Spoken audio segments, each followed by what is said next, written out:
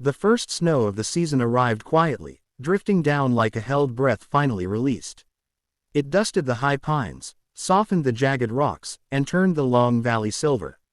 From the ridge above the river, Jackie stood with her binoculars pressed to her eyes, scanning the familiar sky. She had been coming to this lookout for years, ever since she was old enough to carry a thermos and sit still long enough to watch. Every winter brought the same question, the same hope. Would they return? A sharp cry answered her before she saw them. Shadow came first, slicing across the pale morning like an ink stroke, wings wide and steady. Jackie smiled. She always knew him by the way he flew, confident and calm, as if the wind itself had made room. A heartbeat later, Jackie spotted the second shape, smaller but fierce, cutting tighter turns. "Jackie," she whispered, laughing at the coincidence of names as she always did. "You're back." Jackie and Shadow had returned to the valley again. But even in those first moments, Jackie felt it. This season was different. The eagles had been coming back every year since Jackie was 10.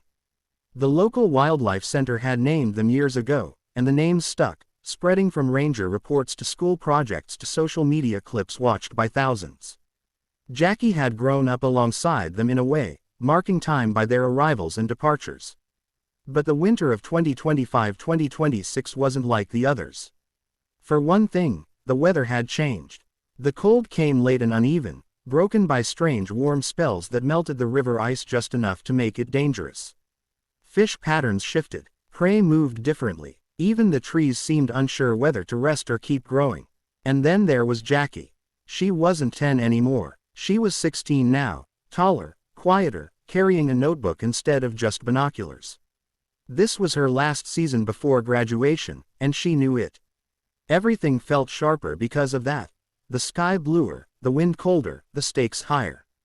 She packed up and headed down to the ranger station, boots crunching on frost. "They're back," she told Mr. Alvarez, the senior ranger, who looked up from a weather map pinned with red flags. "I figured they would be," he said, smiling. "They always find their way home." Jackie hesitated. "Do you think they'll stay?" Mr. Alvarez studied her for a moment. "That depends on how the season treats them. And how we do. The first weeks went well. Jackie and Shadow rebuilt their nest in the tall cottonwood near the bend of the river.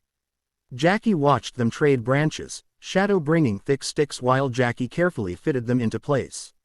It was teamwork refined over years, a quiet conversation made of movement.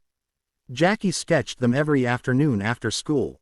She noted the times Shadow hunted, the routes Jackie flew, the way they took turns guarding the nest. Her science teacher encouraged her to turn the notes into a research project, maybe even submit it to a youth conservation journal. But the signs of trouble crept in slowly. The river swelled unexpectedly after a midwinter thaw, flooding the lower banks. One afternoon, Jackie noticed Jackie the eagle circling longer than usual, her calls sharper. "Shadow,"